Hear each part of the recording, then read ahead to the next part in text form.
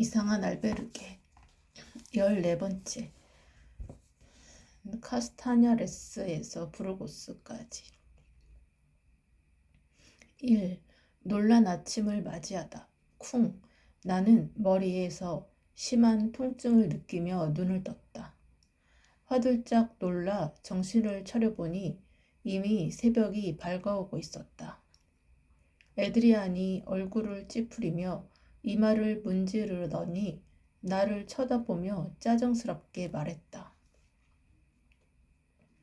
수연, 1시간씩 교대로 자기로 해놓고 너까지 자면 어떡해? 무슨 소리야? 내 차례를 마치고 널 깨웠는데 에드리안. 네가 잠들어 놓고 날 깨우지 않았잖아. 결국 우리는 졸음을 참지 못하고 둘 다 잠들어 버린 것이었다. 하지만 지금은 서로의 잘잘못을 따지고 있을 때가 아니었다. 벌떡 일어나 데스크를 바라보니 알베르게 주인이 언제 왔는지 일하고 있었다. 지금이 몇 시니? 내가 에드리안에게 시간을 묻자 그는 스마트폰으로 시간을 확인했다. 6시 30분. 이런 놓쳤잖아. 답변해주는 사람이 누군지를 알아내기에는 이미 늦었다는 생각에 갑자기 허탈감이 몰려왔다. 그래도 답변지는 챙겨야지. 우리는 방 번호가 적힌 우편함으로 갔다. 그런데 우편함은 텅 비어 있었다. 에드리안, 아무것도 없는데? 왜 없지? 수연, 그럼 주인에게 물어보자.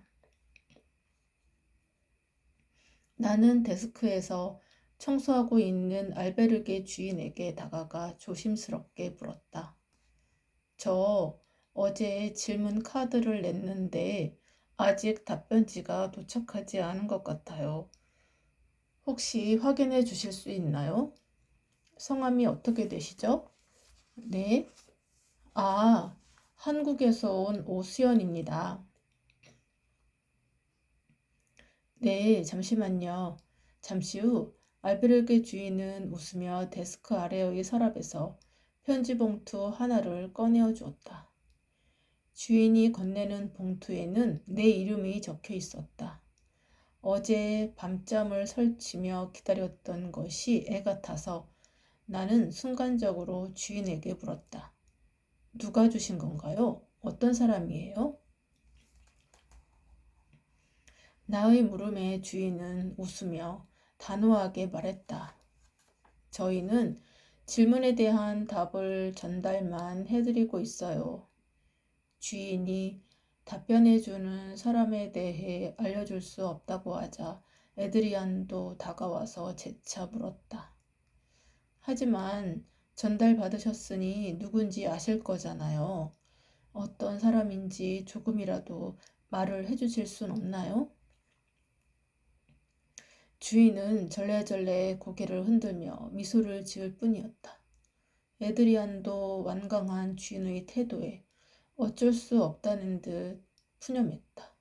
이럴 줄 알았으면 그냥 잠이라도 실컷 잘걸. 방으로 올라오자 에드리안은 화가 난 듯 샤워실로 들어가 버렸다. 혼자 남은 나는 허탈감에 침대에 털썩 주저앉아 주인에게 받은 편지 봉투를 열어보았다. 앤셔, 당신이 넣은 질문은 정말 궁금해서 한 질문입니까? 질문은 자신이 정말 궁금한 것을 하는 것입니다. 정확한 답은 진실함을 담은 질문을 할 때 얻을 수 있습니다. 그런데 이렇게 하면 상대가 어떻게 나올까 하고 테스트하는 식으로 질문하면 당신에게 도움이 되는 답을 얻을 수 없습니다. 간절한 만큼 진실해지고 진실한 만큼 정확한 답을 얻게 됩니다. 당신이 무언가를 숨기고 다가간다면 상대 역시 딱 그만큼만의 답만을 내어줄 뿐입니다. 그러니 무언가 궁금하다면 솔직하게 다가가세요. 그렇다고 하여 상대의 상황을 고려하지 않고 무조건 솔직하라는 말은 아닙니다. 아무리 진실하더라도 상대에게 불편함을 줄 수 있다면 그 또한 경계해야 합니다. 그리고 시간은 소중한 것입니다. 자신에게 주어진 시간을 얼마나 잘 쓰느냐가 앞으로의 인생을 좌우합니다. 모든 인간에게는 똑같이 24시간이 주어져 있습니다. 누구에게는 시간을 더 주고 누구에게는 시간을 덜 주지 않습니다. 그런데 얕은 호기심을 채우는 데에 시간을 써버리면 그만큼 더 중요한 것을 해야 하는 시간이 줄어듭니다. 상대의 시간 역시 마찬가지입니다. 그래서 당신의 얕은 호기심으로 상대의 시간을 함부로 소비하게 한다면 당신은 반드시 그 대가를 치러야 합니다.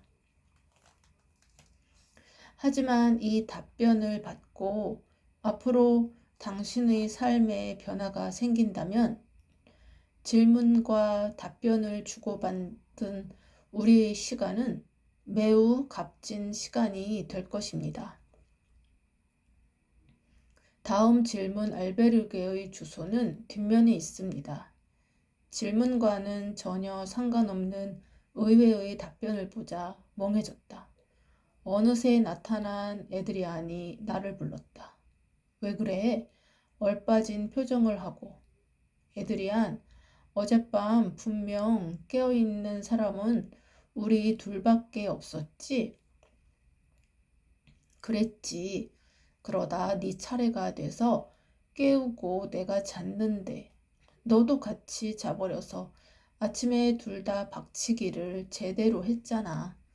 나는 그에게 답변지를 내밀었다. 짧은 답변을 몇 분이고 읽던 에드리안의 눈이 점점 휘둥그레졌다. 우리가 질문을 대충 한 걸 어떻게 알았지? 그러게 뒤통수를 제대로 얻어맞은 기분이야. 오, 왠지 오싹한데? 에드리안이 닭살이라도 돋은 것처럼 두 팔을 문지르며 말했다. 정말 귀신이 곡할 노릇이었다. 혹시 어제 방문이 조금 열려 있었는데 그 틈으로 우리가 나누던 대화를 엿들었던 것은 아닐까? 수연, 상상이 너무 지나친 거 아냐? 어제도 말했지만 다른 순례자였겠지. 여기는 알베르게라고 많은 사람들이 드나드는 곳이잖아. 아, 역시 잠드는 것이 아니었는데. 아쉬워하는 나의 말에 에드리안은 머쓱한 듯 나갈 준비를 했다. 나는 답변지를 다시 한번 읽어보았다.